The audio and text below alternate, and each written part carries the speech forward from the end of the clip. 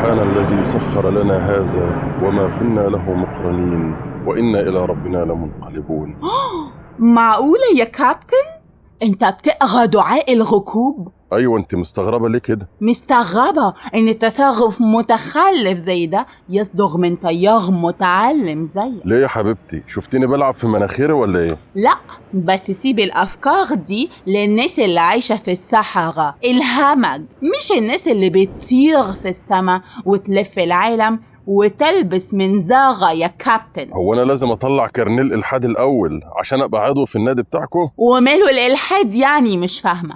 إيه مشكلتك معاه؟ تكبير دماغ زي طالب فاشل مش عايز يذاكر وعايز يقضيها قهاوي وسايبرات، فبدل ما يعترف إنه فاشل أنكر وجود الامتحان. دي سطحية منك على فكرة، الموضوع أكبر من كده بكتير. لا هو الموضوع كده، بس انتوا بتحبوا تخنوه وتزفلطوه.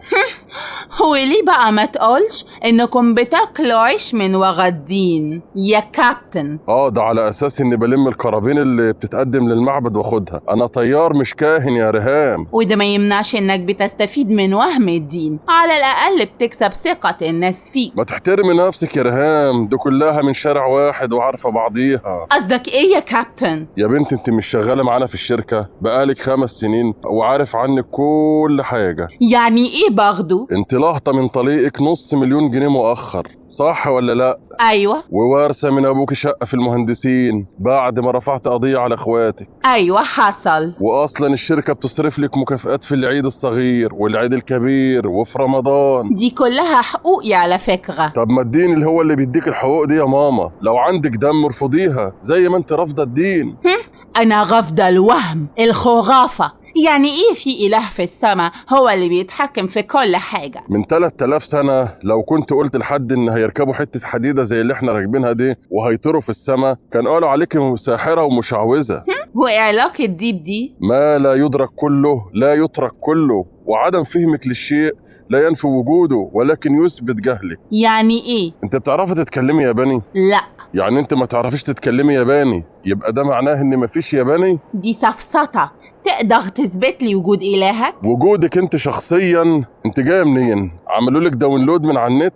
نو absolutely no. بابا وماما هم اللي خلفوني. وبابا وماما جايين منين؟ باباهم ومامتهم خلفوهم. لو مشيتي ورا السلسلة دي للآخر هتوصلي لإيه؟ وحتى لو افترضنا صحة أصل الأنواع، العالم متناهي الدقة ده جه منين واستمر إزاي؟ مجرد صدفة كونية مرت بمراحل كتير من التطور بعد البيج بان، الانفجار العظيم. انت عبيطة يا ريهام، كل ما زادت درجة الدقة قل احتمال الصدفة. الله، هو انفجار مصنع مرسيدس بيطلع عربيات يا ماما؟ بص بقى يا كابتن، أنا مش مقتنعة ومش هقتنع. عنك ما اقتنعتي وما شوف شغلك. حاضر. أوف، إيه ده يا كابتن؟ ايه ده؟ في ايه؟ إيه صوت التكتكة ده؟ مش عارف. إيه الجهاز الغريب ده يا كابتن؟ يا نهار اسود، قنبلة. إيه؟ دي قنبلة زمنية قدامها 60 ثانية وتنفجر يا ريهام، هتعملنا شاورما. يا نهار اسود، والعمل؟ احنا حتى ما فيش معانا خبير مفرقعات. طب وبعدين؟ هنموت يعني؟ مفيش حل غير ان نقطع سلك من ال4 دول ونعطل القنبلة. طب ما هو ممكن يفجر القنبلة. قدامك حل تاني؟ مش عارفة. اقطع انهي سلك بقى، احمر ولا ازرق ولا اصفر ولا اسود؟ مش عارفة. طب بقولك ايه، تيجي نعمل حادي بادي سيدي محمد البغدادي؟ يا نهار اسود ومنيل، انت عايزنا نرهن حياتنا كلها بضربة حظ، يا تصيب يا تخيب؟ ومالها الصدفة بقت كخة دلوقتي؟ لا استرها معايا يا رب، استرها معايا والنبي يا رب، ده انا غلبانة والله، هرجع اصلي واصوم بس استرها معانا يا رب. انا مخي جزمة قديمة والله يا رب يا رب. شكرا يا حاجة ريهام، اكبر ملحد لو اتحط في الموقف ده كان قال يا رب. ايه ده؟ هي القنبله ما انفجرتش ليه يا كابتن؟ لا دي مش قنبله، دي لعبه كنت جايبها للبت بنت الصغيره. ايه ده؟ ريهام يا ريهام، غهام انت رحت فين يا غهام؟ يا غهام، طب اللدغه طيب يا غهام راحت فين؟ يا غهام ماتت.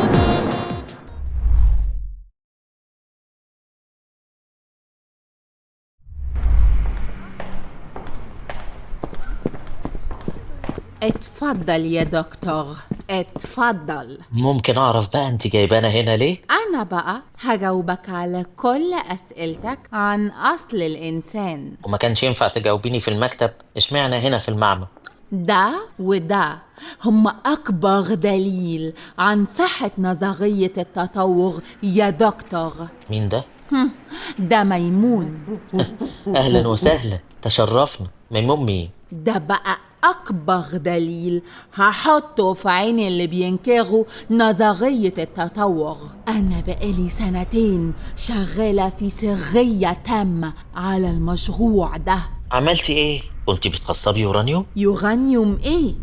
أنا كنت بعلم القرد ده صفات مكتسبة مننا، زي مثلا إني أخليه ياكل زينا، يلبس زينا، ينام زينا. من الآخر كده أنا كنت بعمله برمجة سلوكية. يا سلام، وإيه الهدف من كده؟ هدفي إنه مادام القرود قدرت تقلد سلوكنا وتطوره، إذن المخ يقدر يطور نفسه بنفسه حسب الحاجة. وده اللي حصل لسلسلة التطور بداية من الخلية الأولية. خلق الإنسان والكائنات الحية مش موضوع علمي قابل للتجربة والنقاش يا دكتور، دي مسألة غيبية محدش شافها ولا حضرها. بيتهيألك يا دكتور. التطور حقيقة علمية صعب إنك تنكرها. لو قصدك على التطور المصغر وتأقلم الكائنات مع الظروف المحيطة فده محدش ينكره لأنه ثابت علميا. كويس، لقينا أرضية مشتركة نتفق عليها. اتفضلي قوليلي مين اللي خلق وأوجد الحياة الأولى؟ من خلية ذكية نشأت من الجمادات، أو ممكن نقول مثلا نزلت من الفضاء الخارجي. ومين بقى اللي أوجد الخلية الذكية الشقية دي بقى؟ ها؟ صدفة كونية بعد الانفجار العظيم. بعدها الخلية دي احتاجت تتطور في المحيط، فبقت سمكة، والسمكة تطورت إلى بغمائيات، والبغمائيات دي تطورت لزواحف، والزواحف دي مثلا تطورت لكائنات فقارية. أيوة، كائنات فقارية. وعلى فكرة ده اللي جه منها القرود اللي تطورت بقى لإنسان. يعني عايزانا أصدق إن جدي الأول كان شمبانزي وقرر يبقى بني آدم عشان يقدم على شقة في البيت بيتك؟ طبعا بتهرب كل مرة بإنك تتريق عليا. عموما هقولك، التطور حاجة فسيولوجية للكائنات تورث من جيل لجيل. يعني الزرافة مثلا احتاجت إن هي تاكل أوراق من أعلى الشجر، فبدأت رقبتها تطول جيل بعد جيل. طب وبايز مان اللي فضل يقطع ديل الفيران ل19 جيل عشان يورثوا صفة الديل المقطوع، وفي الآخر الفيران برضه طلع لها ديل، ها؟ ايه؟ فكري. وقف التصوير يا مخرج زيتون لحد ما ريهام تفكر زي ريتشارد دوكنز. يمكن الفيران دي اعتبرت ان اللي حصل ده مش طفرة عشوائية نافعة، او ربما طلع لها الديل تاني بدون قصد. بص يا ريهام، ربنا بيقول والأرض بعد ذلك دحاها أخرج منها ماءها ومرعاها والجبال أرساها متاعا لكم ولأنعامكم. يعني ربنا خلق الأرض وخلاها صالحة للحياة، وخلق فيها جميع الحيوانات من المصدر الأول لكل سلالة، وبدأ التكاثر بعدها. فالمصدر الأول ده له مسبب وهو الله، مش خلية اتطورت لسمكة ولا قرد بقى إنسان. طب والخالق بقى يا دكتور، مين اللي خلقه؟ هو ينفع تقولي لي مين خبز الخباز أو مين عجن العجان أو مين طبخ الطباخ؟ ما ينفعش يا ماما، يبقى خالق ومخلوق في نفس الوقت. طيب رد عليا، جه منين الخالق اللي بتقول عليه؟ لو قلتلك سين خلق الكون هتقومي تقولي لي ومين خلق سين؟ هقول لك صاد. تقولي لي مين خلق صاد؟ هقول لك جيم. ونفضل نهري بقى في الهبل ده لحد الصبح. الخالق خلق وأوجد، تمام؟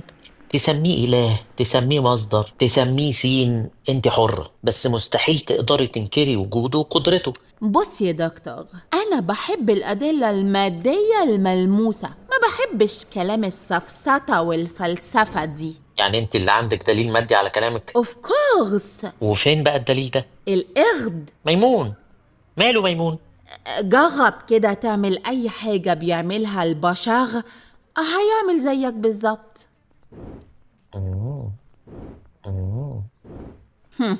شفت بقى إن القرد طور سلوكه زي البشر إزاي؟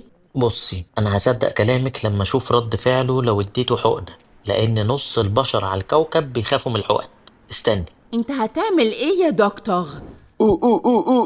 دي حقنة فيتامينات هتخليه يتنطط تنطيط ما اقولكيش. بسم الله، يا قوي يا رب.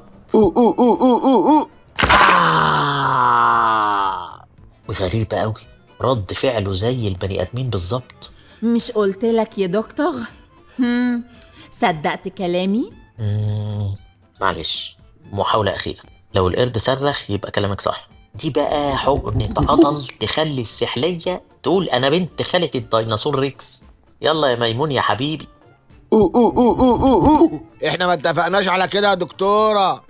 ابرة وشكشكة وبعدين ده خابور مش حقن بني ادمين. اثبت يا ميمون، ما تخافش، دي مجرد فيتامينات. لا إله إلا الله، القرد بيتكلم يا ريهام، القرد بيتكلم. لا إله إلا الله، القرد بيتكلم يا ريهام. قرد ايه بس اللي هيتكلم؟ انا مش قرد. مين؟ عتريس؟ انت بتعمل ايه جوه القرد يا عتريس؟ انا القرد، قصدي انا عتريس يا دكتور. هتقول لي بقى جيت هنا ازاي؟ ولا اضرب الحقنة دي في رجلك اطلعها من زورك؟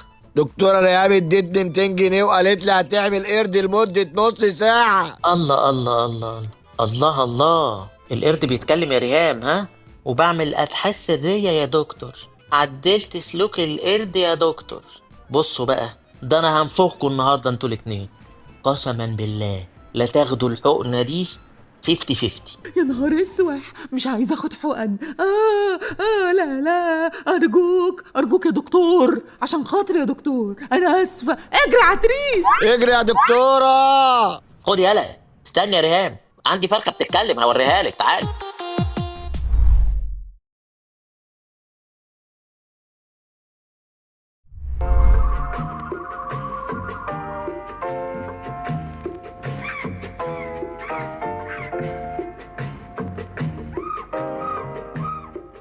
يا بابا المفروض حضرتك تتكلم، مش هتقول لنا الاجتماع العائلي ده علشان ايه؟ مش عارف اجيبها لكم ازاي. احنا لو ما حسبناهاش صح مش بس هننزل طبقة ولا مستوانا الاجتماعي هيتشلوح، احنا احتمالنا ننقرض وانتوا هنا نايمين على ودانكم. أنا سايبة الأكل على النار، يا ريت ننجز ونخلص. نظرا للظروف الاقتصادية والتضخم والكوارث وفيروسات ودعك في أوكرانيا، احنا محتاجين نعيد ترتيب أولوياتنا ونقيم علاقاتنا ونقنن مصاريفنا ونحجم استهلاكنا بشكل يتناسب مع قدرتنا على الإنتاج، وإلا ايه؟ هنرجع نعيش في كوب يعني؟ لو ما عدناش ترتيب أولوياتنا هتبقى فرصة بقائنا على قيد الحياة ضعيفة. احنا بنعيش صراع أبدي ديني ومادي واجتماعي وغذائي. طيب وإيه المطلوب بقى؟ نبطل ناكل ونلبس يعني؟ مش فاهمة. تبطلي تصرفي نص مرتبة على المانيكير والباديكير والشادوكير. عاوزك تتحولي من ست بيت مستهلكة لمنتجة. ايه الحل يا بابا؟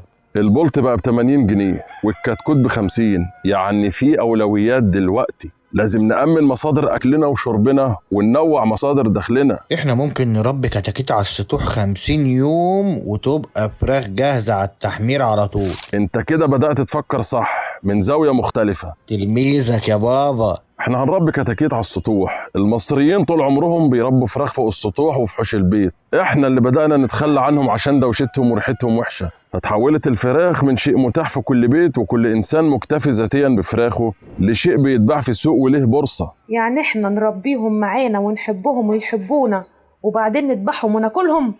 عادي خالص، ولو مش عاجبك ممكن تتحولي قسم الخضروات وتبقي فيجيتيريان. لا فيجيتين إيه؟ خلاص ماشي. انا مستعد ابقى المسؤول عن تربية الفراخ. لا، دي هتبقى مسؤولية امك، انت هتنزل تصطاد معايا. فراخ؟ لا، سمك. السمك من البروتينات المتاحة حوالينا في كل ترعة ومصرف وعلى الكورنيش، حاجة كده ببلاش في المية ملهاش صاحب، والشاطر اللي يطلعها. بس انا ما بعرفش اصطاد سمك. لما تغمز تنتش، بس كده، لما تغمز تنتش. صعبة دي؟ تمام. كده عملنا مصادر البروتين من الفراخ والسمك. طيب واللحمة؟ يا بابا، اللحمة دي هنحلها ازاي؟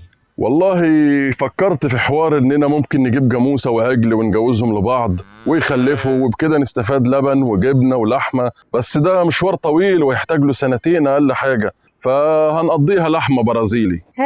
خلصت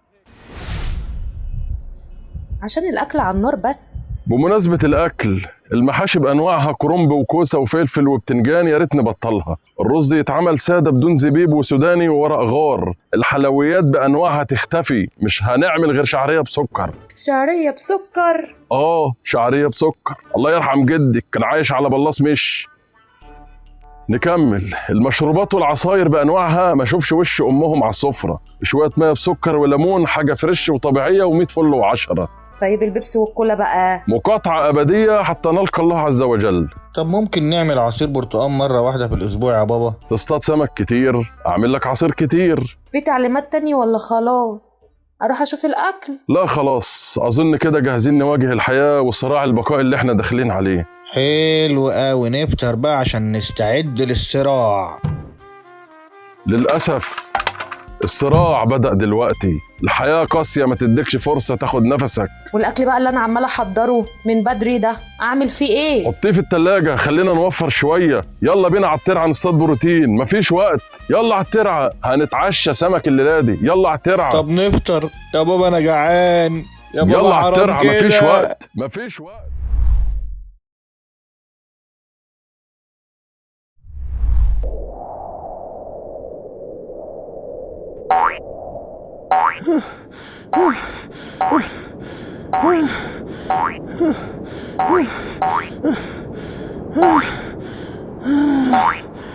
دي شغلانة منيلة بنيلة.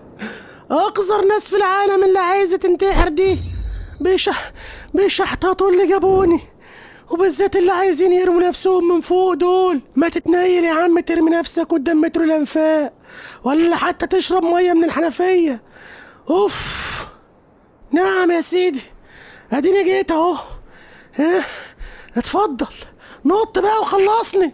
ده اطرش ده ولا ايه؟ انت يا عم اتفضل نط بقى. يا عم اهمد بقى، مش ناقصاك. ايه ده طلع مريض فصام ده ولا ايه؟ ده بيكلم مين ده؟ بكلمك انت. ايوه انت. تحب اقرصك من قرونك عشان تصدق؟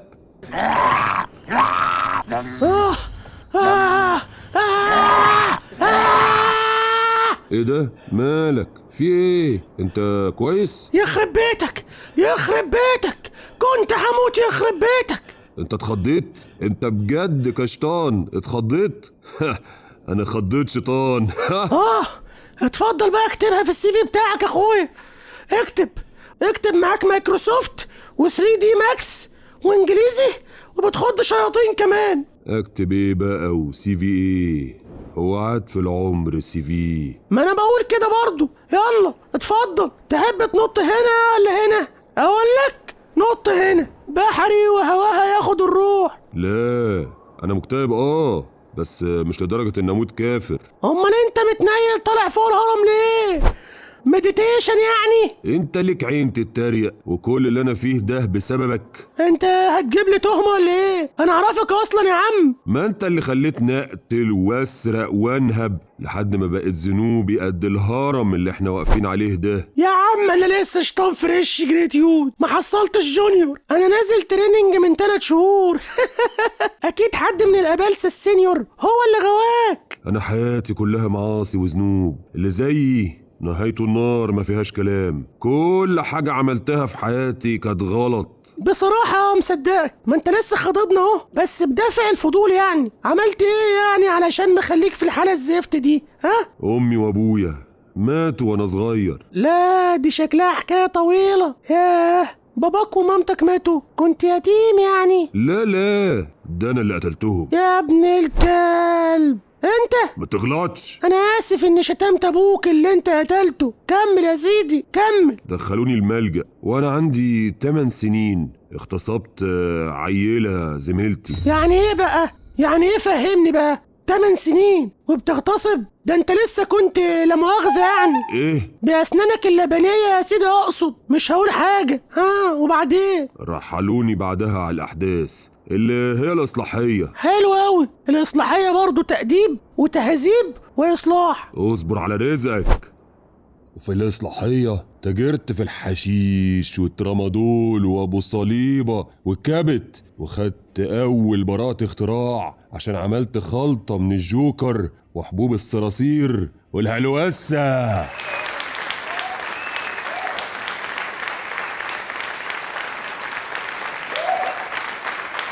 دي طفولة بابلو اسكوبار دي يا حبيبي، ده انت اوسخ طفل شفته في حياتي. بعدها خرجت من الإصلاحية، عملت تيم وورك نثبت الناس على الطريق ونقلب عيشنا، بس كنت عارف ان رزقي هيجيلي كده كده حتى لو كنت فين. يا سلام، تصدق اهم حاجة في قطع الطريق القناعة والإيمان. كمل يا اخويا كمل. ثبت تلامذة وموظفين وصنايعية، نسوان رايحة السوق ونسوان جاية من السوق. ده انا مرة ثبت واحد عاجز على كرسي متحرك وخدت منه كرسي. ايه يا اخي، انت في حياتك النجسة دي ما صمتش يومين في رمضان؟ ما صليتش العصر مرة حتى؟ ده انا اعرف شياطين ما عملوش التارجت اللي انت هببته ده يا اخي. مش قلتلك انا هخش النار راكب طيارة؟ بس انا حاسس ان ممكن ربنا يتوب عليا ويغفر لي ذنوبي برضو. ممكن. انا سمعت مرة من خطيب الجمعة وانا بسرق جزم المصلين ان واحد قتل 99 بني ادم وربنا تاب عليه. مش ممكن ربنا يتوب عليا زيه؟ أو ده عشم جدي في الجنة يالا، ده انا اقطع ديلي ده وامشي ازعر لو انت دخلت الجنة. يلا يا اخويا يلا قوم بقى، نط وريح واستريح. بس انا حاسس اني لسه ممكن اعمل خير. طبعا، والفرصة جات لك اهي. انت لو نطيت هتعمل خير في نفسك وفي العالم اللي هتستريح من شرك، وفي انا لازم امشي علشان ميعاد تسليم الشفت، ولسه هيجيب طلبات البيت علشان مراتي عامله بشاميل، وقصه كبيره كده مالكش دعوه بيها انت. يلا نط بقى يا عم. انت رايح فين؟ مش هتنط؟ لا هتوب. وحياة امك انسى يا اخويا. انت مش ربنا عشان تقولي كده. بقى تقتل وتنهب وتسرق وتغتصب وعاوز يتوب عليك؟ يا بجاحتك يا اخي، ليه؟ انت فاكرها سبهلله؟ سبهلله؟ ايوه سبهلله وسكسونيا كمان. انت يا ناقص يا حتة صلصال تعمل كل البلاوي دي وعاوزه يسامحك، وانا اللي غلطت غلطة واحدة بس انطردت من رحمته. بقولك ايه، انا هسيبك لمشاكلك النفسية دي واتكل انا على الله. انت بقى لو عايز نط براحتك. ده انا هنط بقروني في كرشك دلوقتي.